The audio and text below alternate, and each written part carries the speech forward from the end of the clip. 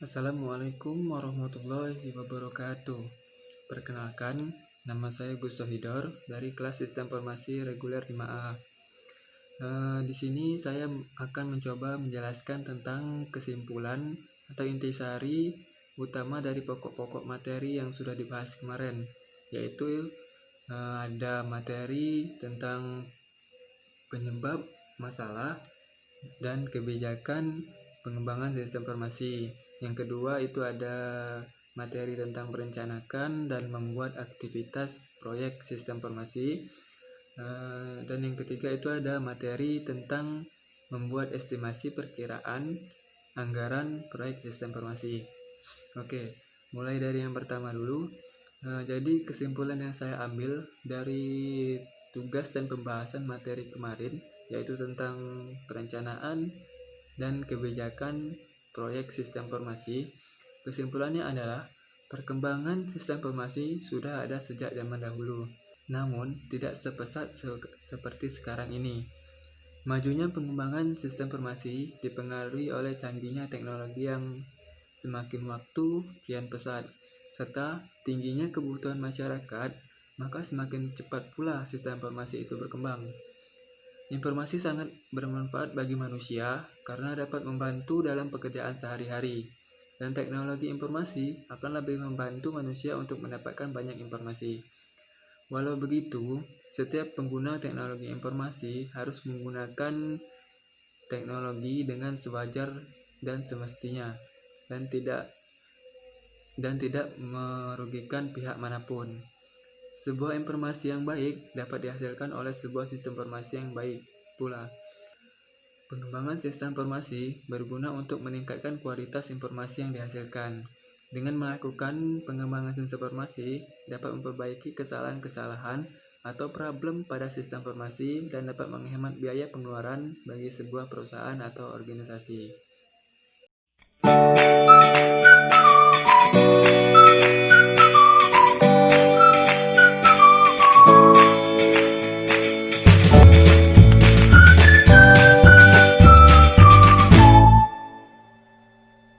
Jadi kesimpulan yang kedua itu tentang materi perencanaan dan membuat aktivitas proyek sistem informasi.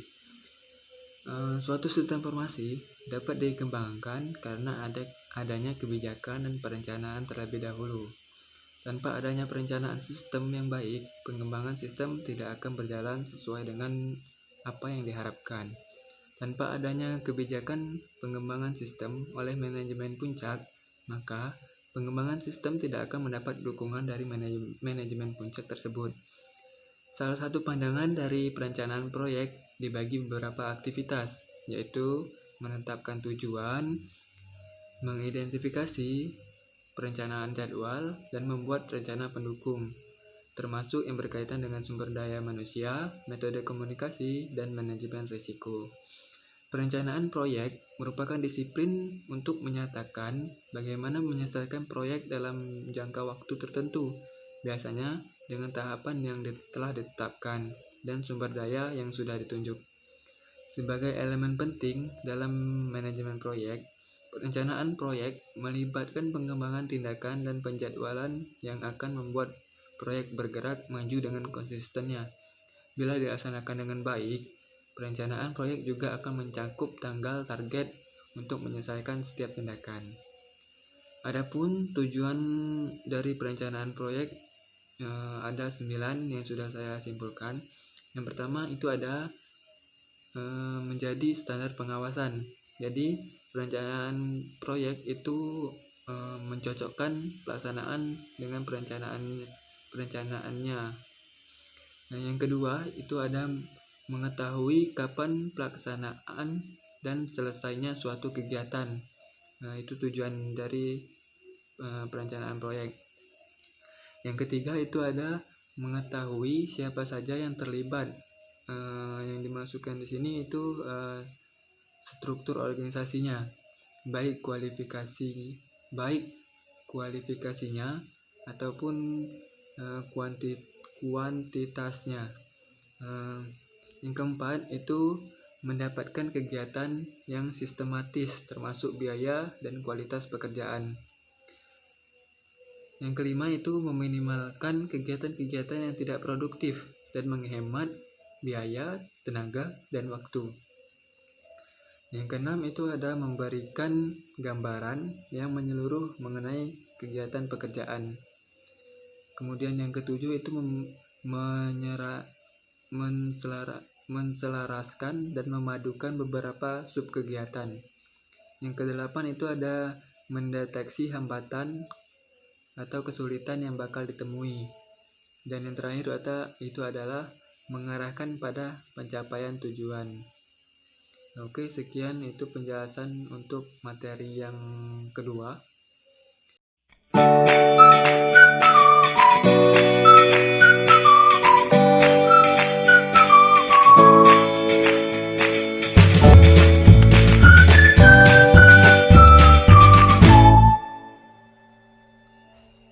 Oke, lanjut yang ketiga itu ada materi tentang estimasi atau perkiraan biaya dalam pengerjaan proyek sistem informasi.